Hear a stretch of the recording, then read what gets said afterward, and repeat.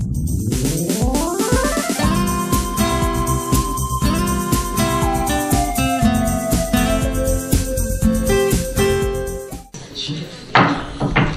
to beautiful Freehold High School. Please stand for the Pledge of Allegiance. I pledge allegiance to the flag of the United States of America and to the republic for which it stands, one nation, under God, indivisible, with liberty and justice for all. Pursuant to the Open Public Meeting Act of Chapter 231, Public Laws 1975, this meeting has been duly advertised in the Park Press, issue of August 1st, 2015. All municipal clerks, townships, and the boroughs within the regional high school district have been duly notified, and requirements of posting of notices have been met. Okay, minutes. Motion for the minutes? Motion. Second? Second. Thank you very much.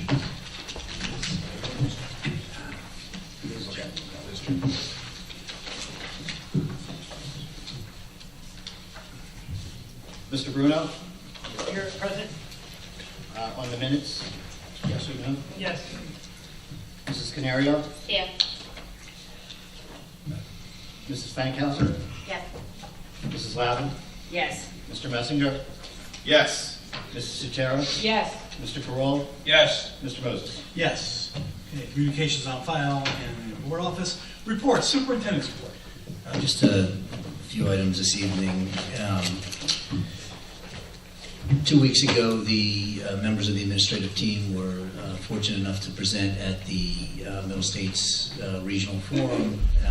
We did a joint session with Bergenfield Public Schools about opening access within your school district and providing more opportunities for students to take more rigorous coursework. And then I had the opportunity to participate in a panel discussion on how to effectively utilize assessments without over-testing, really. So it was, the session was very, very well received. It was, as we concluded, there were a number of folks who came up to the table sort of asking about strategies and things that we had done. I'm proud to note that the district was featured, our work was featured in Phi Delta Kappa, this month's Phi Delta Kappa, about opening opportunities. And the premise of that article is it sort of followed the journeys of 4 different districts in the state of New Jersey who've had some inordinate success with students taking more challenging coursework and doing well. And Tom Hatch and Rachel Wildman, Tom's a professor at Columbia, and Rachel's an assistant professor at Purdue, wrote the article. And the point of the article was really to provide a bit of a roadmap for other school districts, to say that there are certain things that these districts that have had an awful lot of success have done, and here's what they are. And so it was an honor for the Freehold Regional High School District to be featured in that manner. I'm also proud to say that last Friday, the White House put out a press release about districts across the country doing exceptional work in computer science. The Freehold Regional High School District was one of those districts that were named in President Obama's release. So the nice recognition of some of the work that's going on in the school district here that we're very proud of. We've had a number, each high school at this point in time has had their park parent night. The purpose of that night is really just informational and understanding the school reports of park. There's some interesting things happening there. For our testing presentation, our assessment presentation back in December, it was probably the briefest presentation we've ever given on our assessments in the district, and intentionally so. It was year 1 of the park assessment. It's a baseline year, obviously, so we're still trying to make some sense of what those numbers mean or don't mean. We had a relatively high percentage of refusals, somewhere around 23 or 24% across the district. That was keeping with the state high school average pretty much across the state of New Jersey. The state just released those numbers. As we move forward, there are a couple items before the state board presently. One of those is to make the 10th grade English language arts and 10th grade mathematics park assessment graduation requirements for the class of 2021, that's current 7th graders.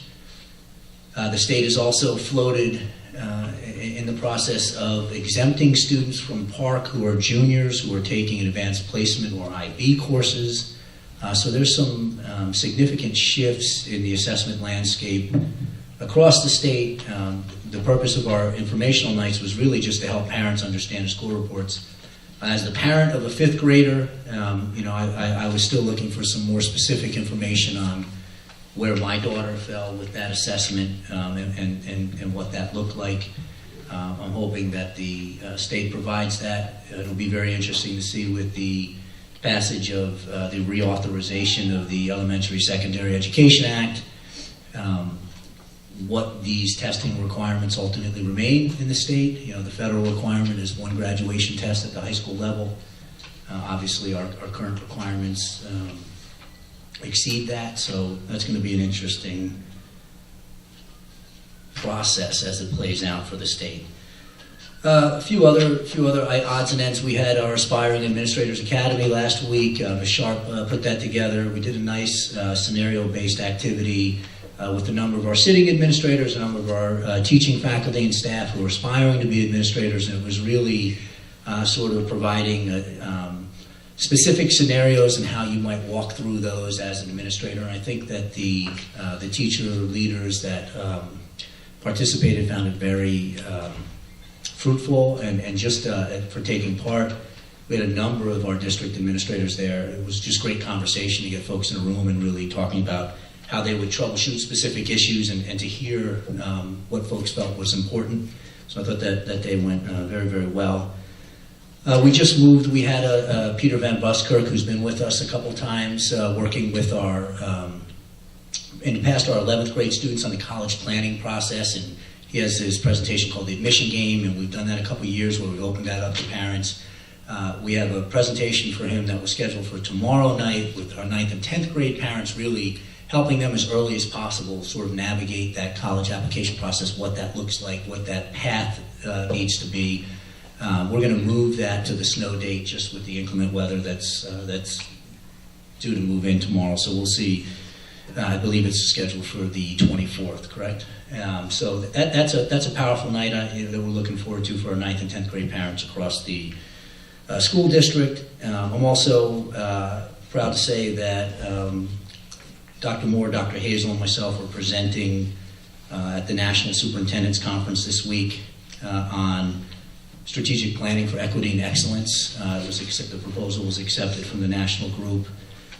We've got a real prime spot actually in the presentation window. We're before at 10:15 on the first day before folks are really drained, which, when the conference powers that be put together presentations, they front load some of that because they know folks are really engaged. So it's a nice, I think, honor for us to be front loaded to the front of the presentation. So I'm looking forward to that experience.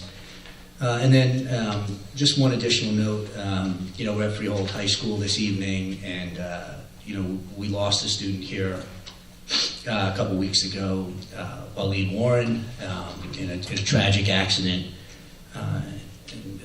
Ms. Jewell, Ms. Acevedo, myself, the administrative team from Freehold, Ms. Dowd, all attended various events, but at the funeral, Ms. Jewell was asked to deliver part of the eulogy. Ms. Jewell, you really did a fantastic job, so really proud of what you did up there that day. And so our thoughts are with the Warren family, obviously. So concludes my report. Thank you. All right, next up we have board reports. We have two, curriculum and instruction and finance. Curriculum and instruction. Yes, sir, Mr. President. Mr. Michael. Okay, we had a curriculum committee meeting back on January 11th, and we touched on several topics regarding Park. We got also an update on the Learning Center and Academy application process, and then we heard about Park refusal patterns. Basically, the percentage of rising 9th graders applying to the magnet programs has remained stable over the past several years. This past school year, we had about 1,150 unique applicants, and the Science and Engineering Learning Center saw the highest number of applicants for the third year in a row. Looking at Park, we talked about refusal patterns and really how it appears that refusal patterns may reflect socioeconomic and geographical factors, which, like if you live in Marlboro and attend those K through 8 meetings, you're not surprised at all. Because I'm sure the experience in Marlboro, and I can only speak from personal experience, is much different than it is in other towns in this district. We received a report in the meeting that broke down the refusal rates by geography and ethnicity, and it really appeared that economically disadvantaged kids did not refuse at the same rate that non-economically disadvantaged did. Again, living in Marlboro and seeing what I saw, that wasn't very surprising. And then we also talked about the various aspects of the Park scores. Then moving on to February 2nd, there was a Finance Committee report, and a Finance Committee meeting rather, and basically we talked briefly about some real big picture things about student activities and the parent groups that are in the meeting, but there was no specifics talked about. We just talked about the different structure of the different groups that raise funds. And I think this is something that's going to be developed over the next 12 months. With respect to facilities, the HVAC unit went down at Howell High, I believe the one that served the library, and we're going to approve a bid for that on the agenda for tonight's meeting. And then we also briefly discussed some climate control issues here in this building. And then finally, with respect to transportation, we had a brief discussion about personnel issues in transportation. And that is it.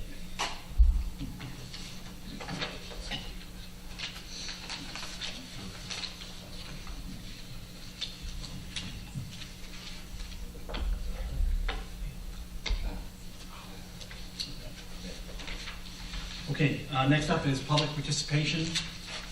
No one signed up. Is there anyone who'd like to speak? Fantastic.